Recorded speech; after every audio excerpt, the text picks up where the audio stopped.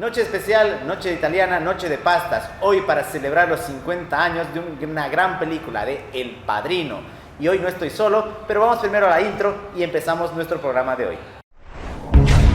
La Voz Universal TV presenta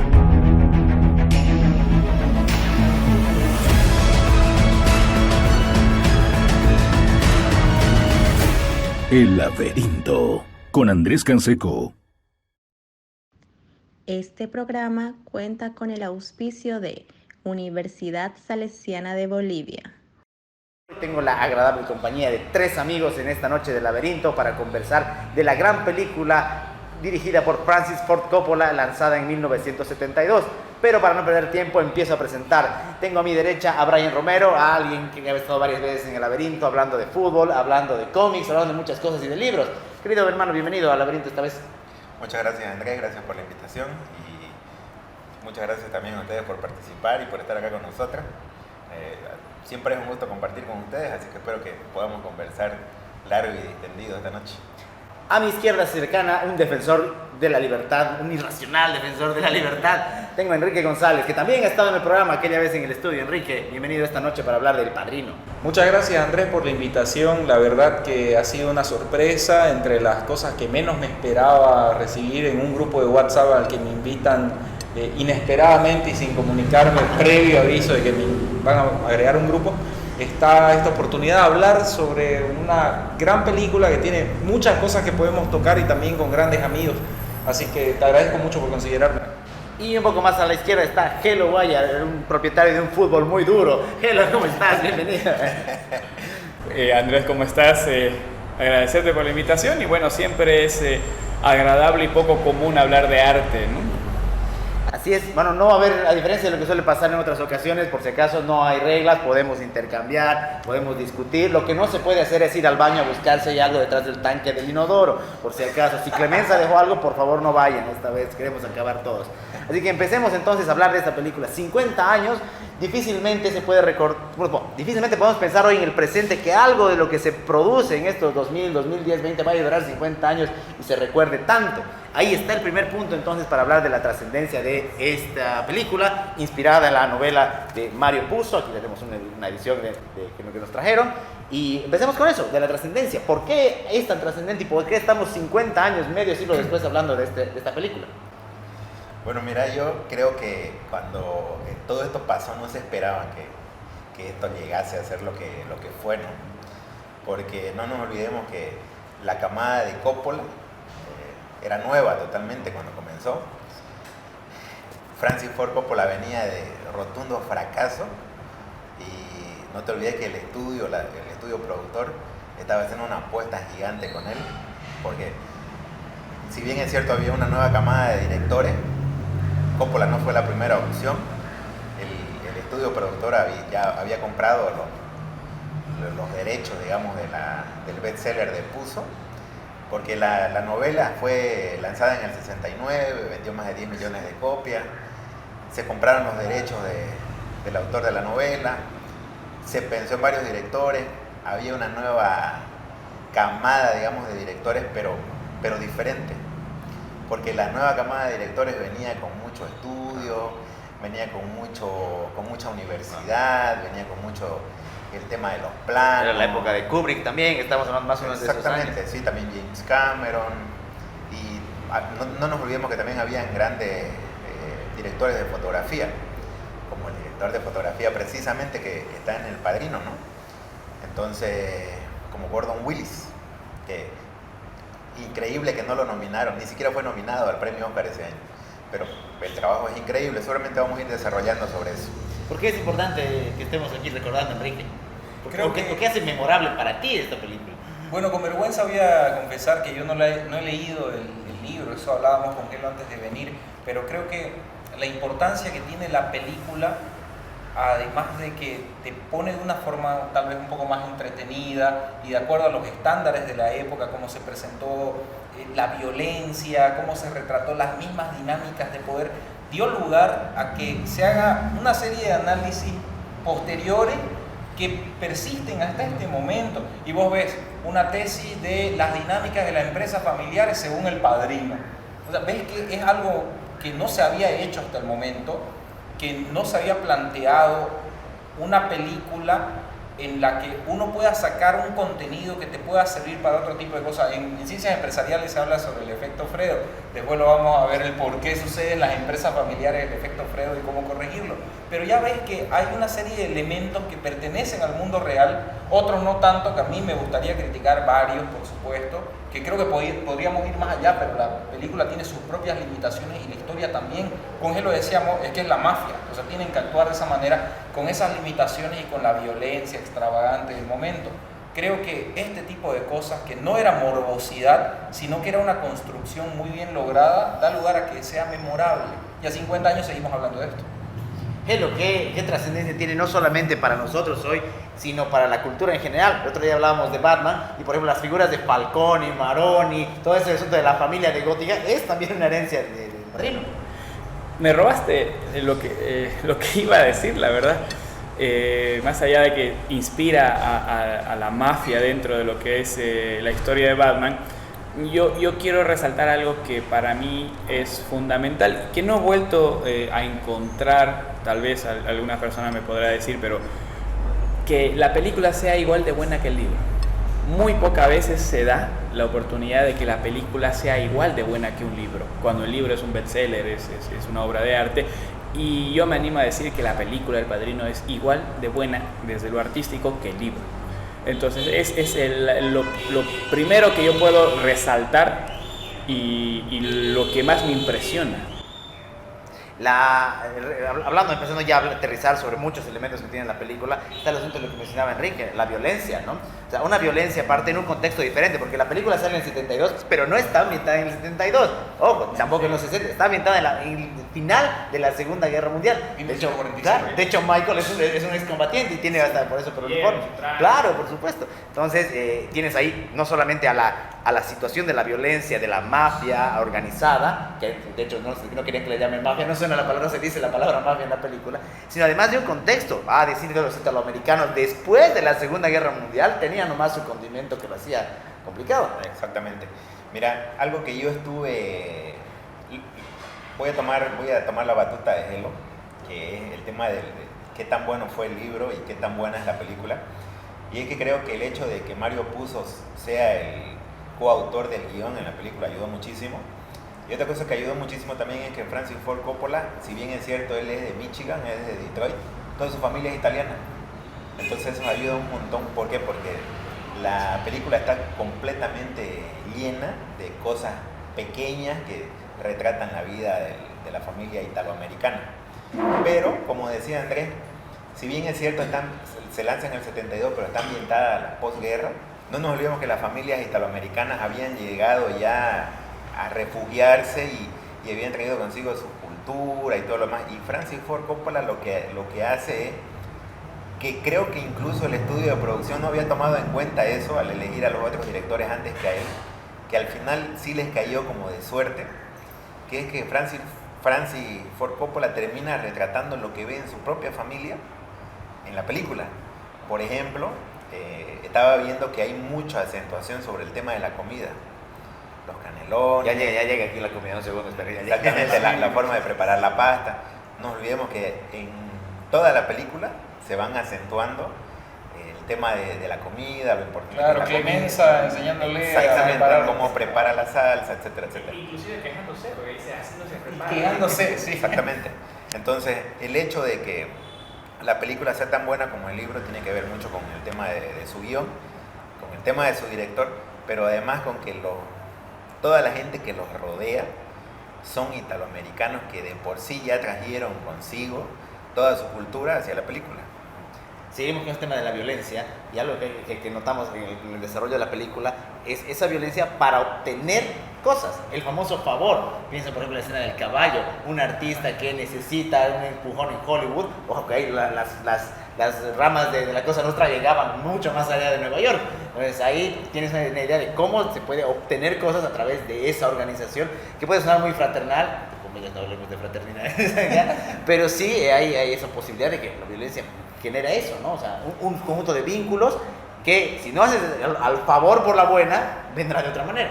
Sí, creo creo que es una manera en la que podemos retratar el poder, pero es un poder de tipo coercitivo el que genera la mafia. Y más adelante vamos a desarrollar por qué pienso que es deficiente el poder que ellos generaban. Porque era, ¿estás conmigo o estás contra mí? Fíjate cuando dice Don Vito al inicio de la película, nosotros no somos asesinos, a pesar de lo que diga ese enterrador. Claro, se molestan por Bonacera, viene a hablarme como si yo fuese un asesino. Claro, y es que el tema de la violencia, los asesinatos, está vaciado de ética, está vaciado de la idea de bien o mal, es simplemente una forma en la que estamos consiguiendo aquello que deseamos. Y el punto esencial en El Padrino son las dinámicas de poder. La violencia va a ser una forma en la que nosotros vamos a ejercer el poder, pero es una violencia comunicativa, no es una violencia sin sentido en donde van y se matan los unos a los otros y ahí quedó, sino que tiene sentido, es comunicativo. La escena del caballo es espectacular porque te está dando un mensaje, no fue por nada que mataron al caballo.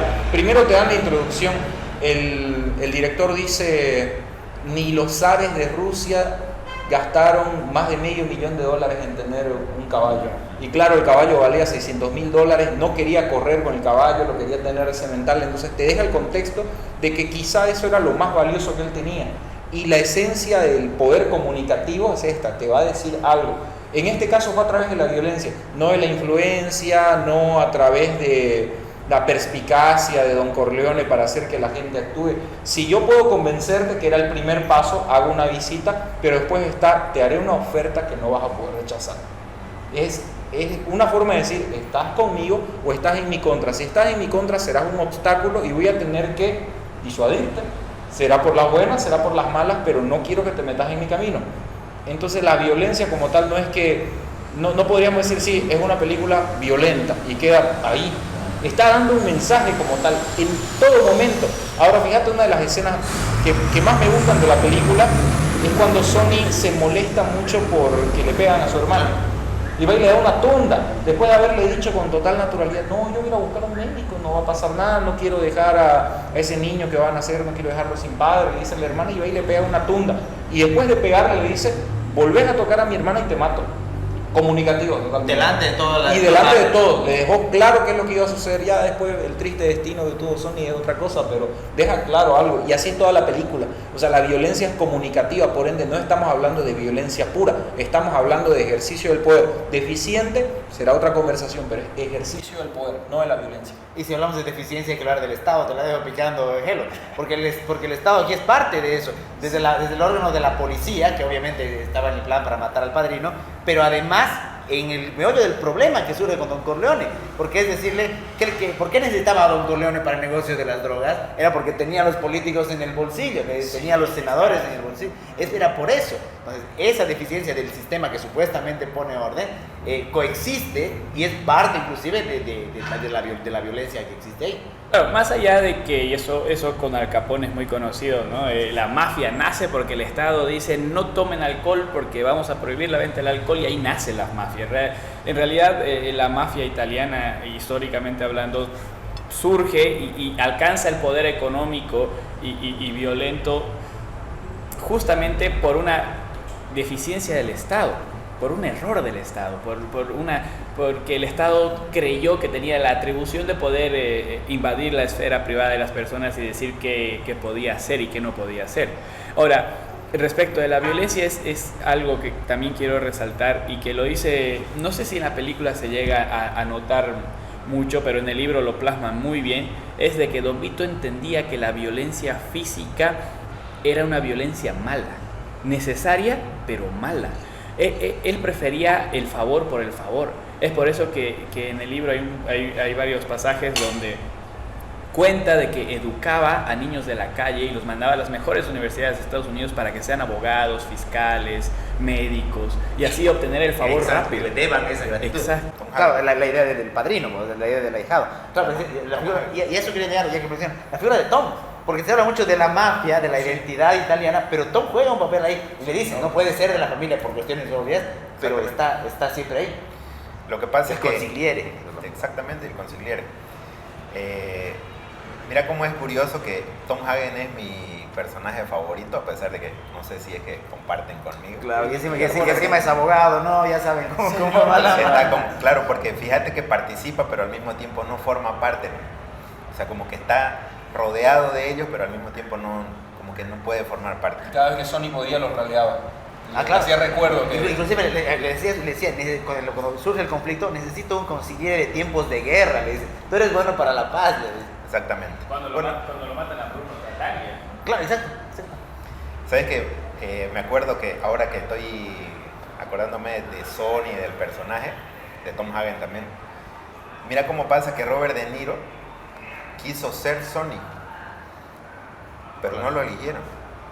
Y después en la segunda película del Padrino termina siendo Don Vito, pero en joven. Entonces pasa que los personajes del Padrino son los personajes secundarios, porque Don Vito se los come a todos, ¿no? Pero los personajes secundarios del Padrino son tan difíciles de escoger porque todos son completos. Sí. Y fíjate que son todos curiosos porque son todos actorazos, ¿no?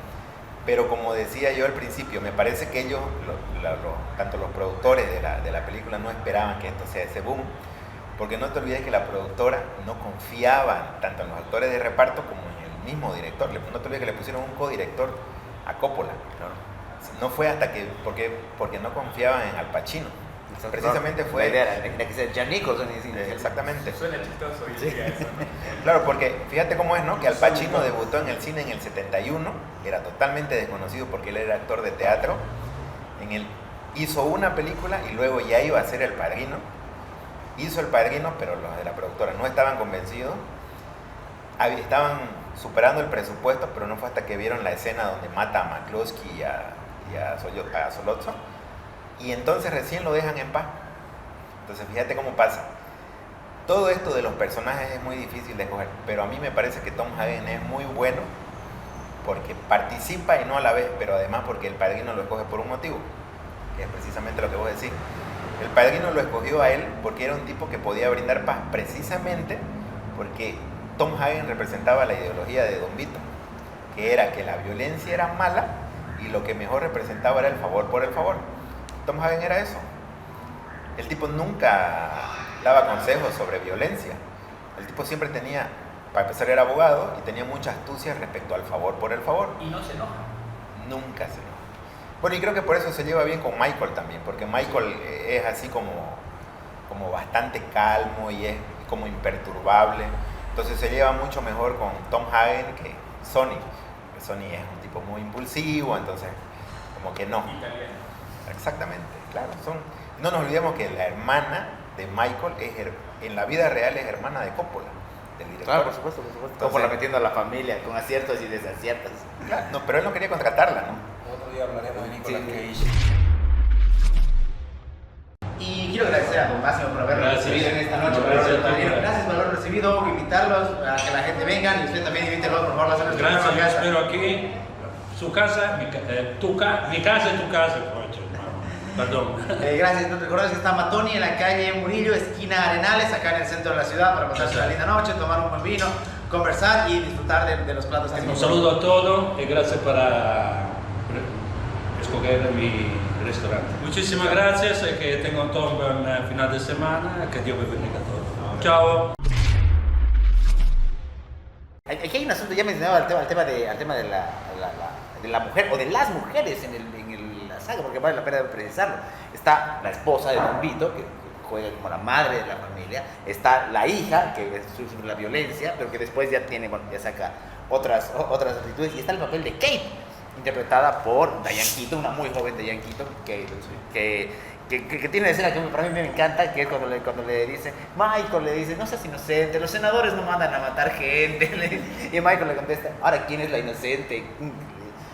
Y también me está olvidando de Apolonia, que es el primer amor. Entonces las mujeres, a pesar de que, bueno, con todos los estereotipos y todo el problema que hay ahora con la corrupción política, juegan un papel no protagónico, pero muy importante para las decisiones de la familia y por supuesto, sobre todo de los Corleone.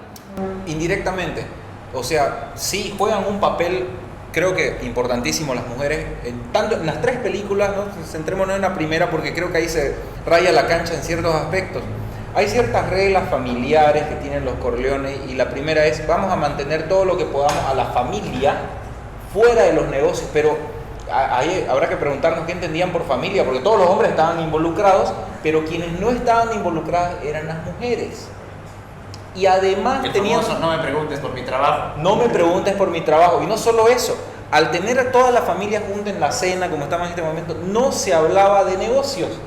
Y le llama la atención a Sonny, la hermana le dice, no, oye, papá no hablaba de negocios en la mesa.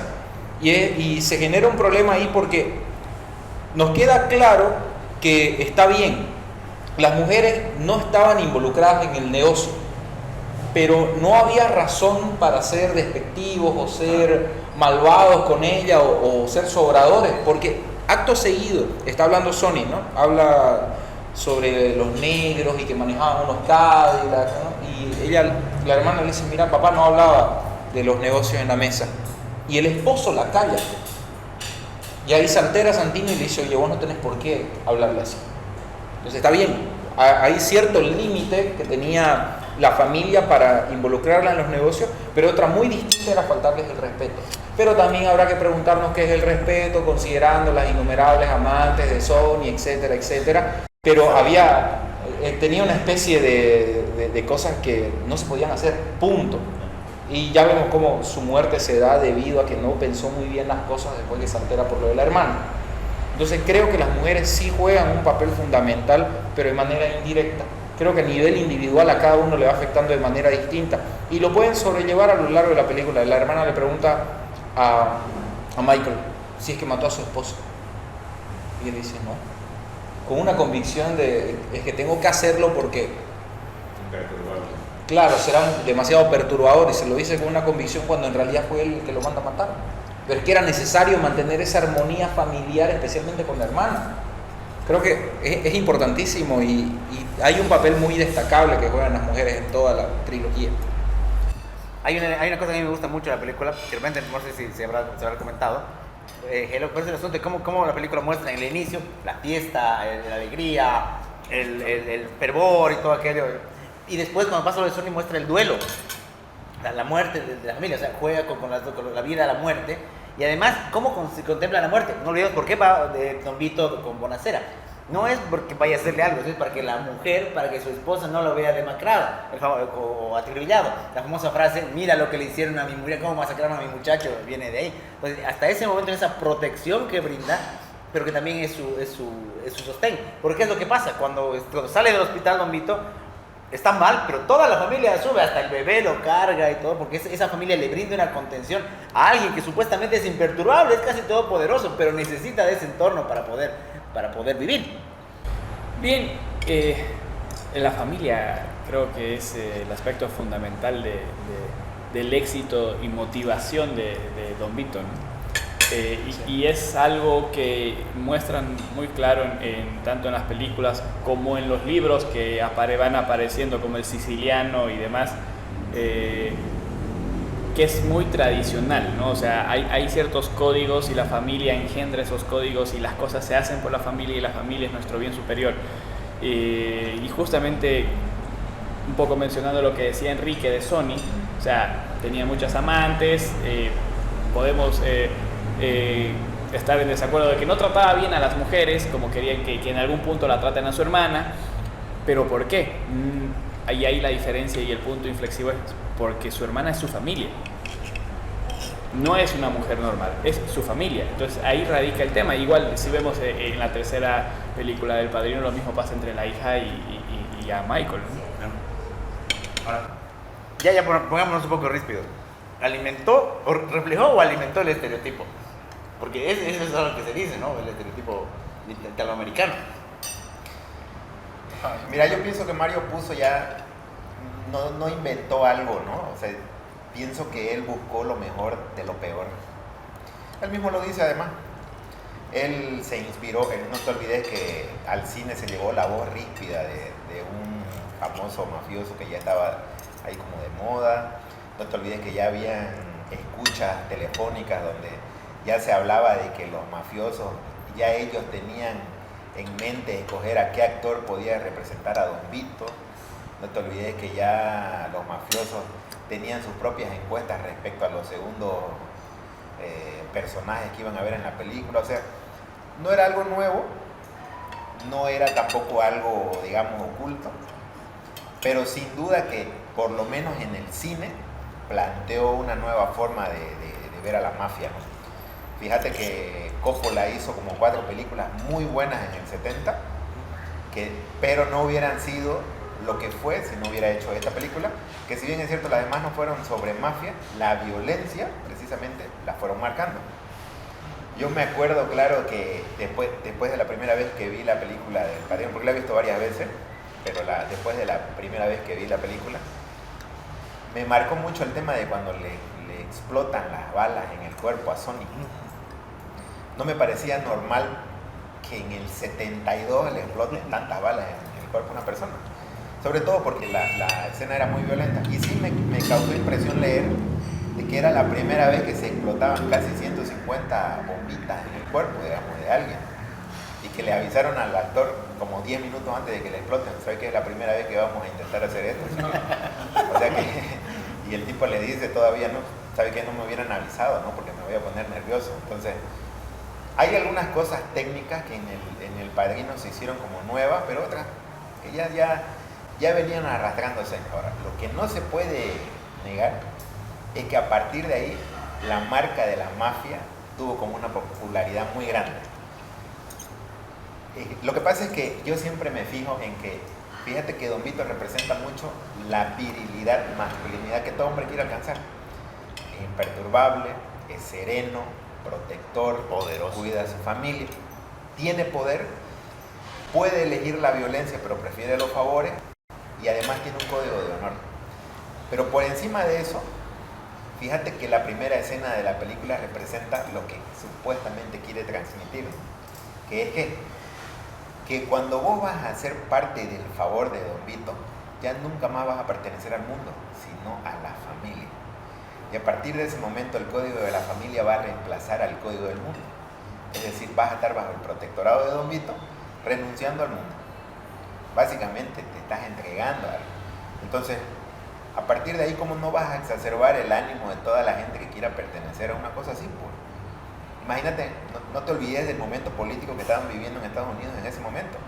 Nixon, el escándalo político, la cantidad de corrupción que había, y que alguien salga a decirte yo te voy a proteger de todo esto, pues imagínate.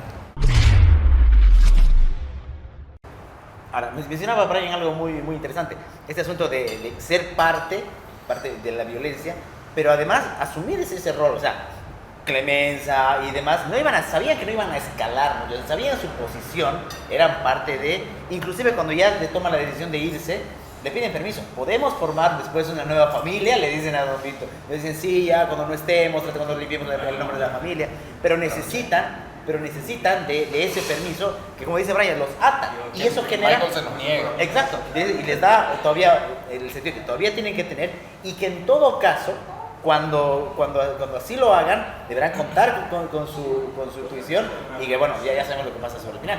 ¿Sabes? Me gusta mucho lo que estaba diciendo Brian, porque es que Michael no termina de entender eso nunca. Nunca lo termina de entender. Él llega a decir, mi padre es igual a cualquier otro hombre de poder. No termina de comprender. Y después se está lamentando cuando muere don Tomasino y le dice, oiga, todos lo amaban a usted, pero a mí me tienen miedo. No termina de entender qué es lo que está haciendo mal. Y es que se ha degenerado la misma dinámica. No va a ser igual a como lo hacía Don Vito. Michael no va a ser un nuevo Don Vito.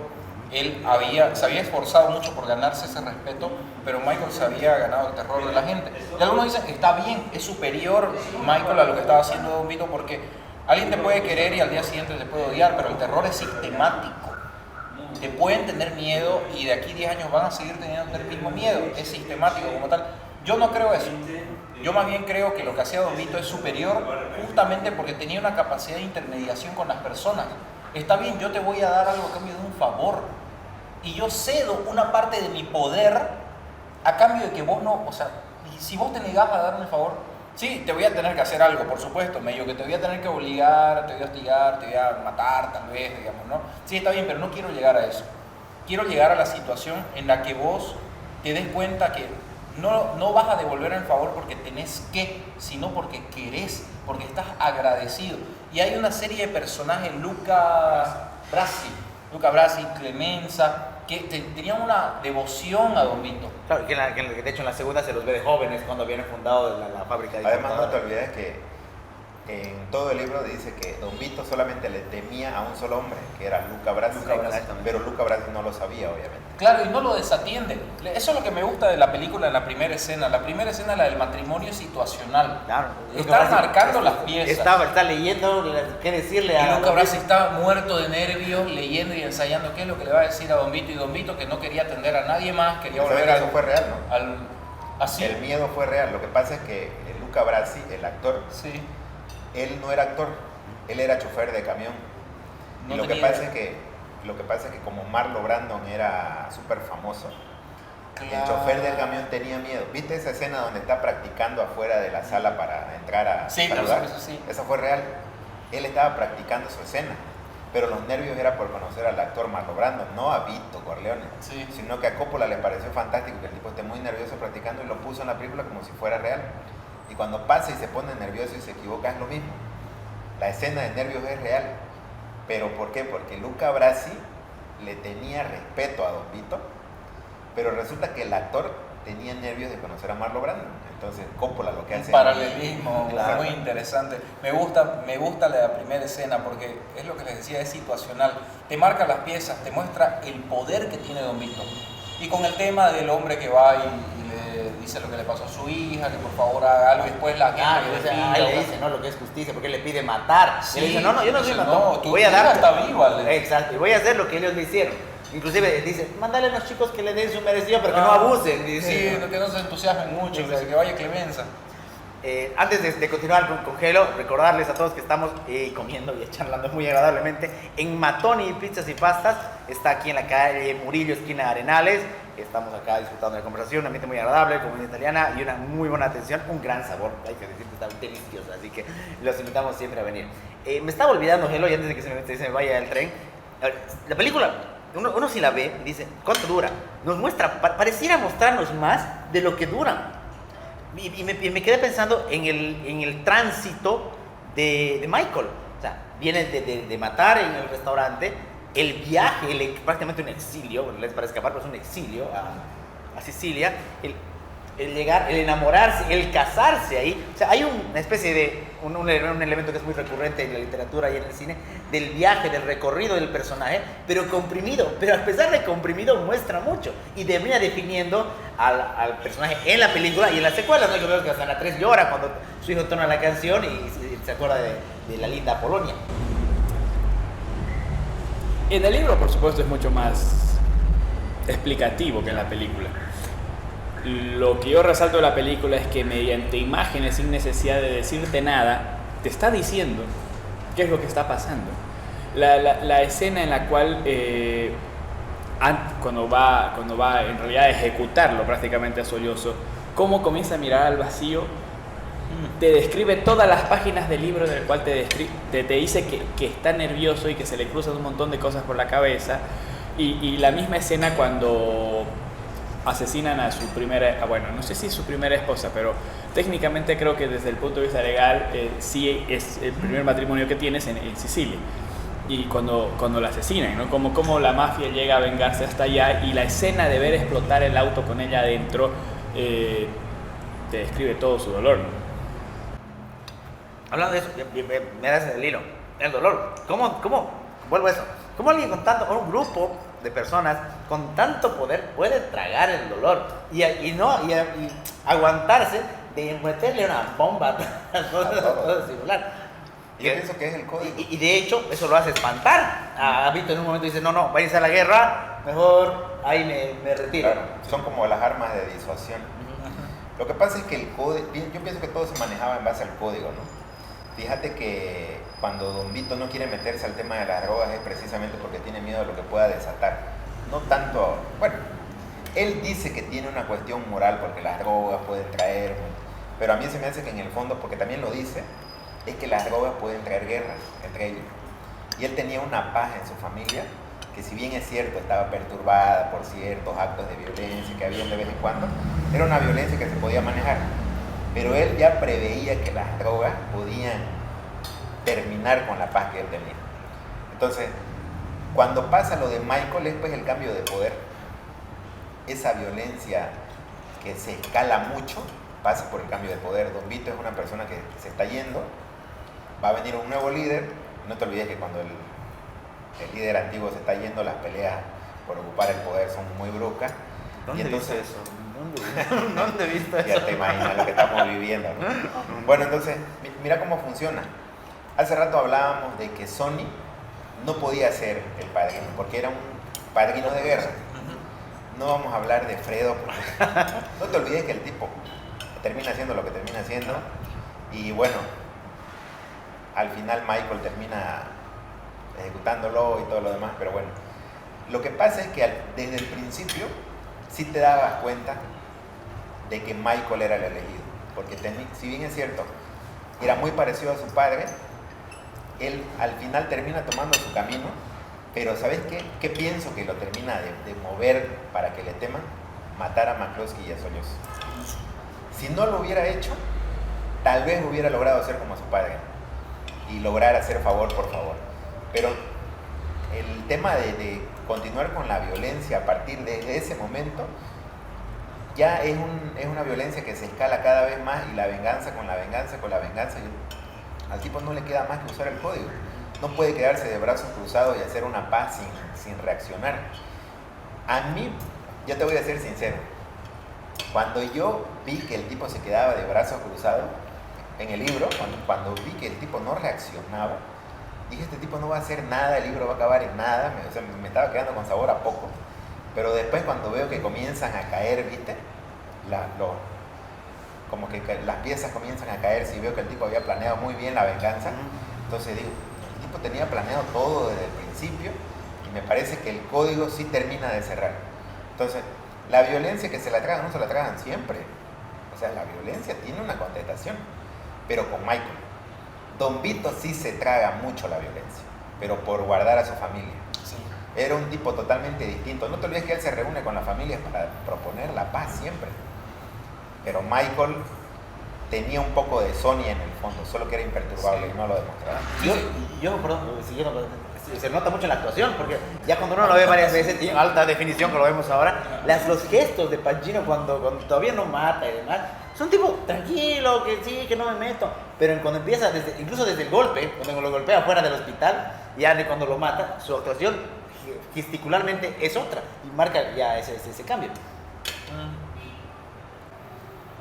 Le matan un hijo a Don Vito y él dice, si lo vuelven a hacer, ahora sí vamos a Tengo dos más, pero reaccionar. no sé si lo vuelven a hacer. Pero Michael está como que eso no le termina de cerrar nunca.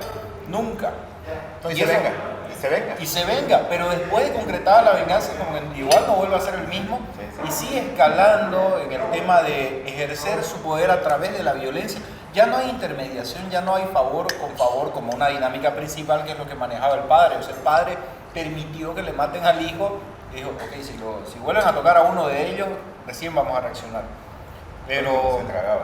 Claro, es que se lo terminaba tragando, pero va en relación, yo creo que va en relación a la misma razón que es lo que mencionaba, de por qué evita meterse en el negocio de las drogas, el por qué prefiere mantener la fiesta en paz con los políticos. Dice, si nos metemos en las drogas vamos a dejar de recibir favores de este lado, y para él los favores era lo más importante. Es decir, rechazaba la acumulación de dinero para poder ejercer un poder violento, porque para él valía más la intermediación, valía mucho más el tema de los favores, y creo que eso lo manejaba muy bien. Y Sony lo confiesa cuando están en la intriga de si va a morir o no va a morir Don Vito después de que lo va a leer. Dice, si se muere lo perdemos todo, ya no tenemos ningún tipo de contactos políticos, no tenemos nada, se muere todo con nuestro padre. ¿Y qué vamos a hacer? Entonces, ¿cuál es el camino? ¿Seguimos construyendo estos lazos de influencia o nos vamos por el camino fácil, a las bravas? Y creo que es por donde se terminan yendo. Sony no podía ser el padrino precisamente por eso, pero Michael tiene algo algo tanto de su padre como de su hermano que termina generando graves conflictos. Y lo tiene Tom Hagen. Aquí hay algo importante que yo quiero señalar y tal vez es extra El Padrino novela y película, que lo habla en Los Corleones, que es el último libro de Mario Puzo. Don Vito tiene una evolución desde sus primeros actos y cómo gana el poder a cómo lo vemos en El Padrino. En El Padrino lo vemos como el todopoderoso, el respetado, al cual las demás familias le tenían respeto, no miedo. Respeto, era Don Vito. Entonces, pero ese proceso es el proceso que Michael sigue. Por supuesto, al final a Michael le sale mal, a Don Vito no. Pero y ahí es donde hay una escena en la cual después de que lo madrugan a Michael y él dice, no, esto no es personal, me madrugaron, sí, pero no es personal, estos son negocios. Y al principio yo no entendía esa figura hasta que leí en Los Corleones la evolución de Don Vito. Y la evolución de Don Vito, los primeros años de Don Vito son muy violentos, muy violentos. Entonces se ganó el prestigio y se ganó el respeto de decir, ahora yo puedo, sin violencia y con favores, gobernar esta parte de la ciudad. Que creo que es un aspecto que Michael lo ve, lo visualiza y al final quiere alcanzarlo, pero no lo alcanza. Y no tiene ese tránsito que se refleja en la segunda parte, que es justamente lo que dice Gelo, ese tránsito de empezar a crecer como el padrino en ese barrio. Lo que pasa es que Don Vito supo cuándo parar en el tema de la violencia. En cambio, Michael no tuvo otra opción. Tenía que escalar porque escalaba y escalaba. Pero porque él se metió ahí, ¿no? O sea, date cuenta que, como te digo, el código que él mismo eligió al final lo termina traicionando porque no le queda otra que seguir apostando a que para quedarse con el poder tiene que seguir escalando y escalando y escalando. Pero, bueno, mira, volviendo un poco al tema de la película, en cuanto a lo que estábamos rememorando en el tema de los estilos y estas cosas que van cambiando y todo lo demás. Oye, para mí fue bien chocante el tema de que todas estas cosas que van pasando con la película y sus premios y cómo te vas enterando. Sabes que yo la vi muy chico, la película, y no entendía muy bien el tema de las premiaciones y estas cosas. Y lo curioso es que yo la primera vez que vi El Padrino la vi en portugués. Sí, pues la vi por una antena parabólica y estas cosas. Pero tardé mucho tiempo en ver la película en inglés. Después de que la vi en portugués, la vi en un CD pirata en español. Que hay 2 doblajes, ¿no? Es una película que también ha sufrido el redoblaje. Claro, totalmente. Pero tardé mucho tiempo en verla en inglés, o sea, subtitulada. Y me parece que la primera vez que una voz, o sea, sufre totalmente el cambio en el papel es la de Don Vito. Fíjate que esa voz que le cuesta mucho hacer a Marlon Brando no la logran hacer en un doblaje. Y le pasaba lo mismo a Heath Ledger en Batman, ¿no? Porque la risa y el doblaje y lo que hacían, los actores trabajan mucho con esas cosas.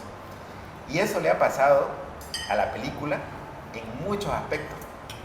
Fíjate que le ha pasado al libro pasándolo a la película y le ha pasado a la película con los doblajes. Hace rato cuando hablaba Gelo de los libros y cómo evolucionan, yo estaba viendo, después ya poco a poco, ya haciéndole el análisis a la película de por qué. A mí no sé si me van a matar por esto, pero a mí me parece que El Padrino es una de las mejores películas, pero no la mejor. Y quiero contextualizarla. Pasa que, fíjate que El Padrino ha hecho escuela. Si bien es cierto, toma cosas de otros directores, porque Coppola no inventó la pólvora. Por ejemplo, la escena que hablaban hace rato cuando él mata a McCloskey y a Sollozzo.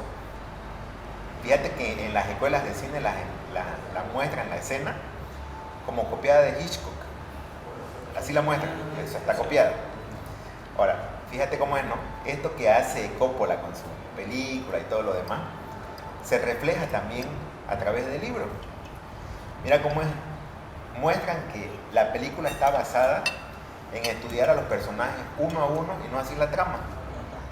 Por eso es que la película no tiene hueco, porque estudia bien a los personajes y no se preocupa por apurarse o disminuirse. Explica lo que tiene que explicar y está tan perfectamente grabada respecto a los planos, como el tipo venía de la Universidad del Cine, o sea, está tan bien técnicamente realizada.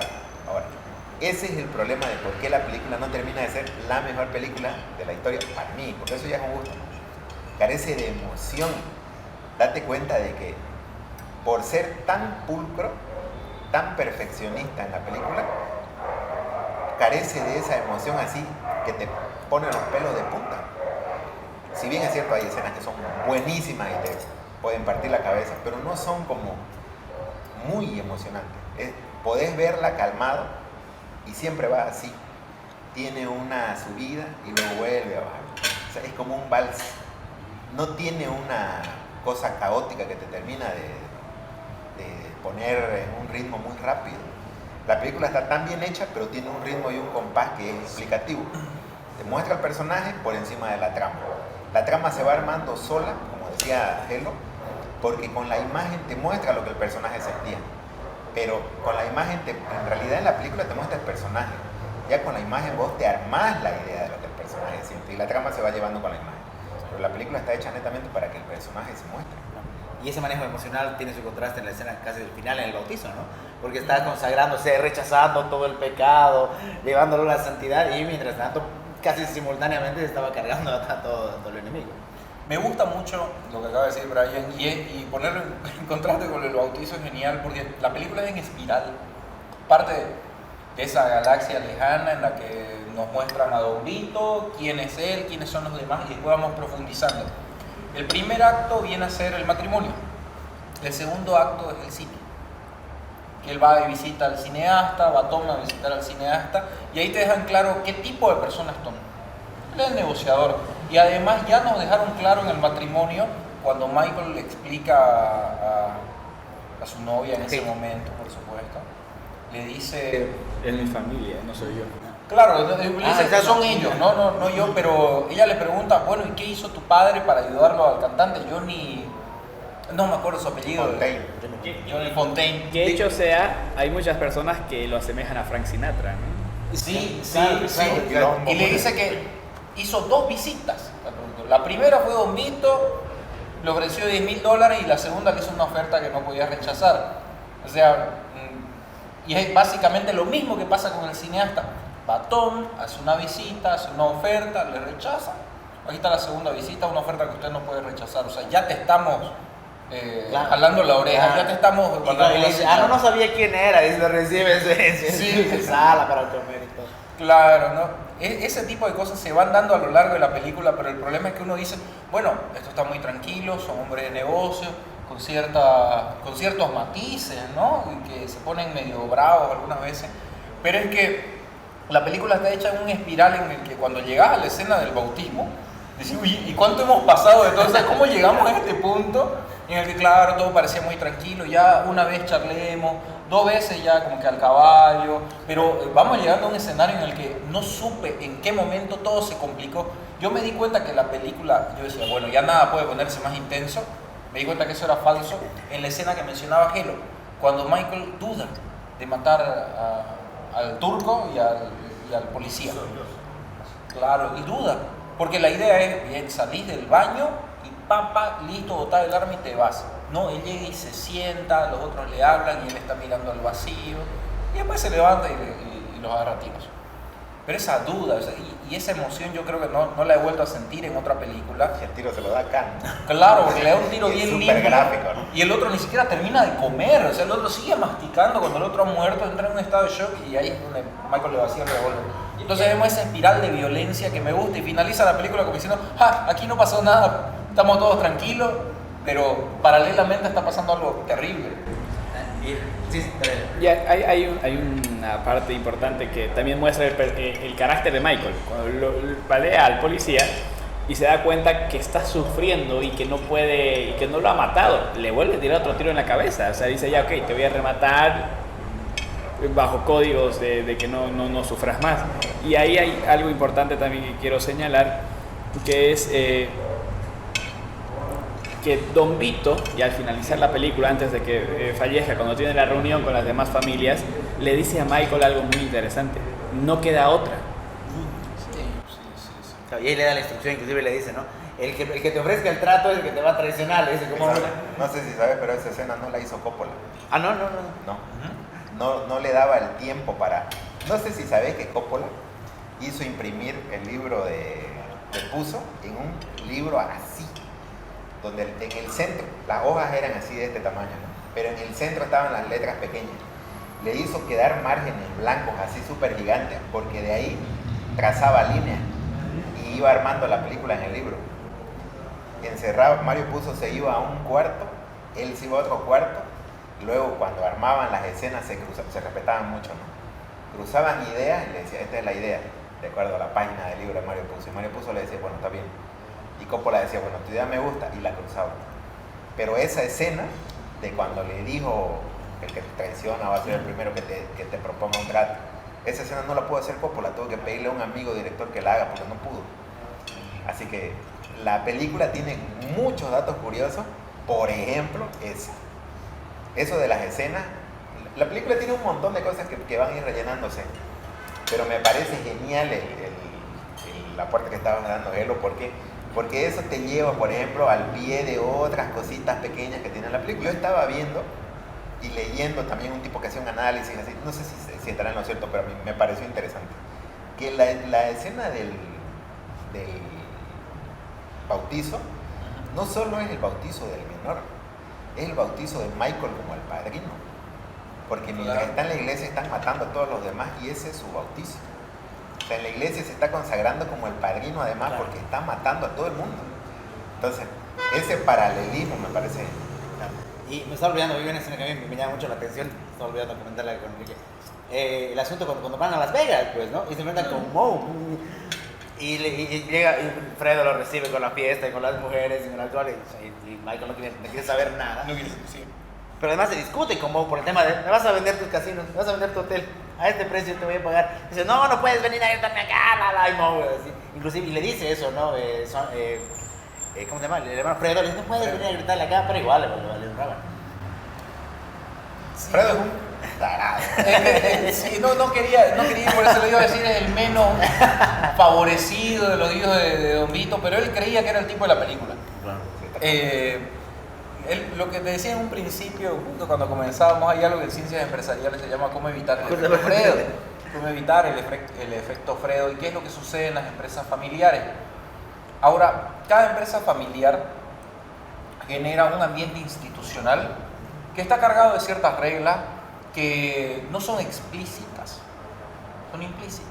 Y también tiene un corpus de valores. Ahora, lo podemos ver en cómo funciona la familia Corleone como tal. No hay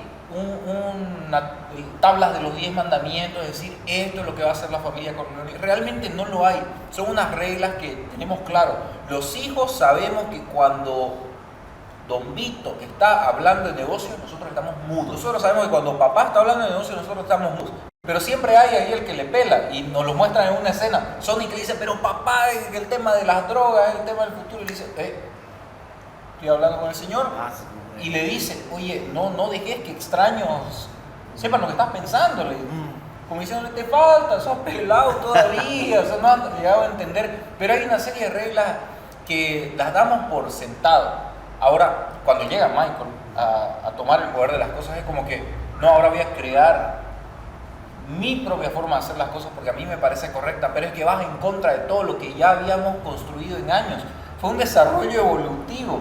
No fue algo que Don Vito dijo, así es porque es así, de un día para otro. Es algo que ya se había ido construyendo a través de la educación de los mismos chicos, de verlo al padre, cómo hacía los negocios, de ver cómo se va formando la misma estructura del negocio familiar, de verlo, de saber y estar ahí metido y adherir a este esquema, pues hace que sea evolutivo. Entonces yo no puedo venir de la nada a cambiarlo. Y tenemos gente externa, lo tenemos a Tom, claro, lo tenemos al marido de la hermana que tienen que adherir a este esquema. O sea, yo quiero participar de lo que hace la familia Corleone, pues entonces tengo que adherir, punto. Esta es la manera en la que se hacen las cosas, pero Michael no lo termina de entender. Cree que cuando él ya está a la cabeza es como que podemos experimentar, podemos darnos el gusto y no, vos Tom ahora no vas a estar encargado de esto o vas a hacer esto y vos venís acá, vos venís acá. Entonces empieza a mover las piezas y el único que cree salir beneficiado de todo esto es Fredo. Claro, porque como él era el hijo opa, Y ahora que está el hermano moviendo las fichas, él pensaba que ahora iba a tener una mayor participación, iba a tener un mayor ejercicio del poder y no le sale, no le da. Entonces esto termina generando, bueno, después, ¿no?, que el hermano lo acuse de traicionar y se tienen que deshacer de él, porque genera un conflicto.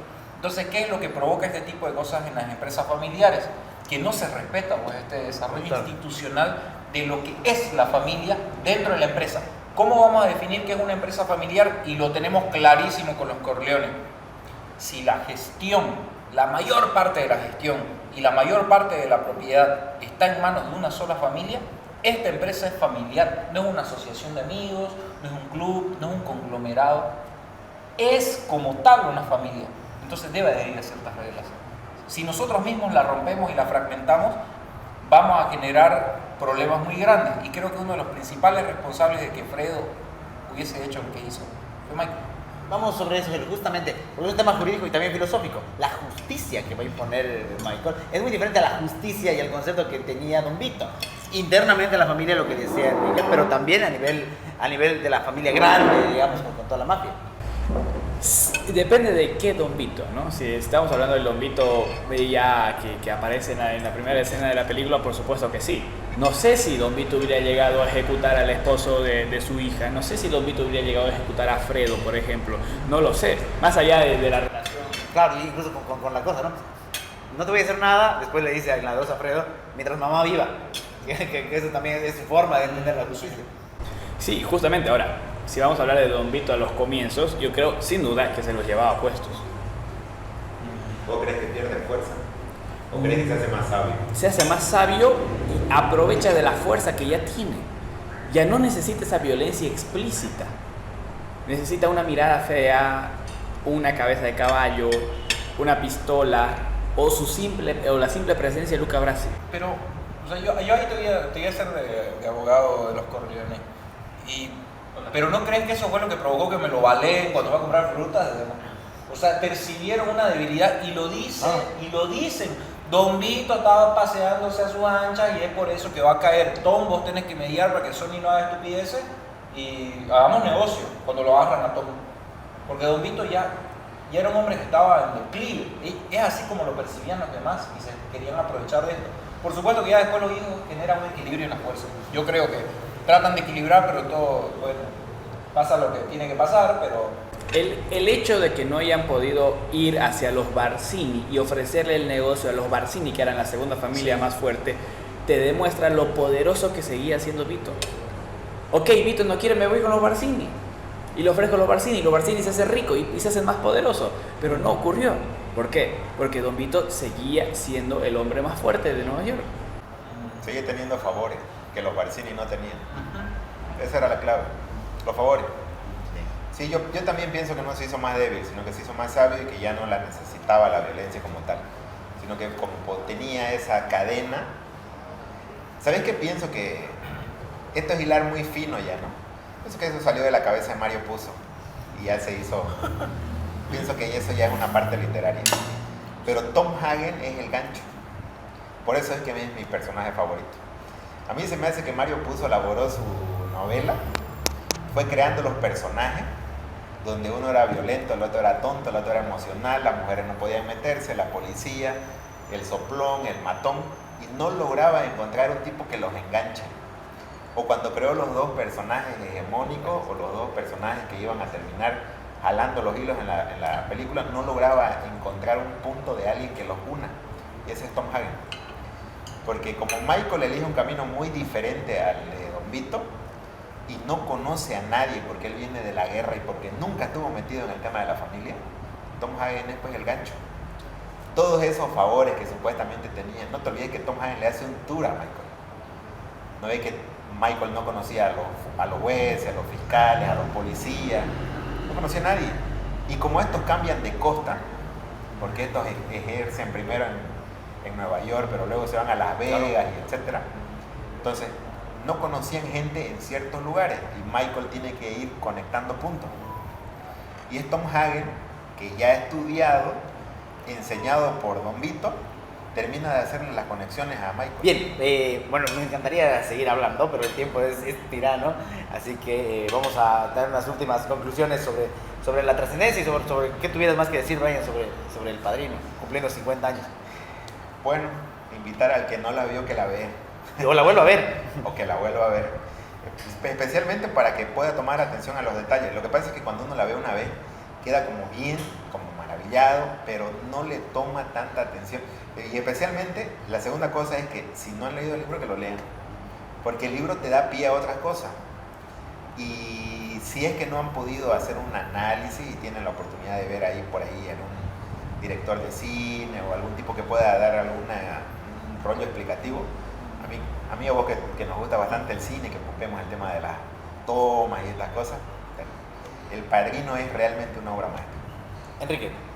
Pienso que es una de las mejores, no voy a decir la mejor, otro día discutiremos por esa mejor, una de las mejores películas para retratar las dinámicas de poder. Es un tema que a mí me gusta mucho, que lo he estudiado y creo que El Padrino da lugar a muchos ejemplos en los que uno puede cuestionarse sobre el alcance de la influencia, de la violencia y de la política. Porque es político lo que ellos estaban haciendo, claro. Sin duda alguna era político. Entonces, estas tres cosas englobaban algo que es lo que perseguía la familia como tal, que era el poder. ¿Qué vamos a hacer para alcanzarlo? Es lo que se discute durante toda la película. Creo que es trascendental por ese aspecto. Y también me sumo a lo que decía Brian, si es que no la han visto, hay que verla. Ahora que lo tenemos en una mejor versión, incluso con más razón.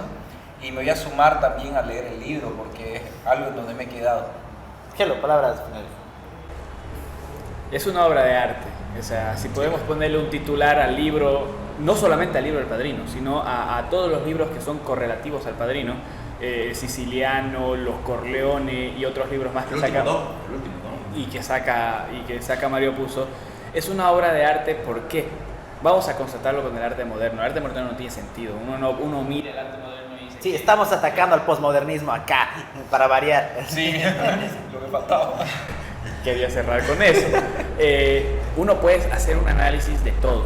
Y dando una de mis series favoritas que se llama Merlí, perdón. Pues, esos profesores de filosofía son terribles. A propósito sea, la filosofía lo es todo, porque está en todos los aspectos de la vida del ser humano. Y si uno lee El Padrino va a poder hablar sobre amor, va a poder hablar sobre fidelidad, sobre familia, sobre negocios, sobre poder, sobre política, sobre economía, sobre administración, sobre cualquier aspecto que uno quiera ver. Entonces, es por eso que es una obra de arte. Y creo que no hay libros, o son muy pocos, en el siglo XX que tienen la calidad de obra de arte que tiene El Padrino. Bueno, agradecerte, querido Brian, por estar, siempre un placer. Ya nos volveremos a encontrar para hablar de cine o de fútbol. Ya los tengo citados. Te vas a sumar al fútbol, no sé cómo, pero te vas a sumar a las charlas de fútbol a medida que venga el Mundial. Gracias por estar ahora en la Avenida. Gracias por invitarme, un gusto estar con ustedes. Gracias, querido Enrique. Muchas gracias a vos, Andrés, por la invitación. Estoy muy agradecido por estar acá y que me consideres para hablar de esta grandiosa película. Gracias, querido Hello. Gracias, Andrés, gracias a ustedes por la excelente velada de esta noche. La próxima puede ser carne, se podemos repetir. Vamos a buscar pretextos de autores argentinos para comer carne, autores mexicanos para comer tacos y así, etcétera, etcétera. Y no nos olvidemos de agradecer también a Matoni, que nos ha dado la bienvenida en este lugar. No es nuestra última cena, se los aseguro. Así que vamos a estar compartiendo acá en Matoni. Hay pastas, pizzas, buenos vinos, un agradable espacio y una muy buena atención. Gracias también a Verónica, que nos ha dado una enorme mano con las cámaras. Gracias, Verónica. Y también agradecer, por supuesto, a todas las personas que nos siguen, que nos dejan sus likes, que nos dejan sus comentarios y que nos acompañan siempre en el laberinto. Nos volvemos a encontrar en otra noche. Que tengan un muy buen descanso. Y quiero agradecer a Don Máximo por haberlo recibido en esta noche. Gracias por haberlo recibido, invitarlos a que la gente venga y usted también invítelos, por favor, a hacer nuestra Gracias, yo casa. espero aquí, su casa, mi casa y tu casa. Perdón. Gracias, no te recuerdas que está Matoni en la calle Murillo, esquina Arenales, acá en el centro de la ciudad, para pasar una linda noche, tomar un buen vino, conversar y disfrutar de los platos que Un saludo a todos y gracias por escoger mi restaurante. Muchísimas gracias y que tengan todo un buen final de semana. Que Dios me bendiga a todos. Chao. Este programa cuenta con el auspicio de Universidad Salesiana de Bolivia. El laberinto con Andrés Canseco.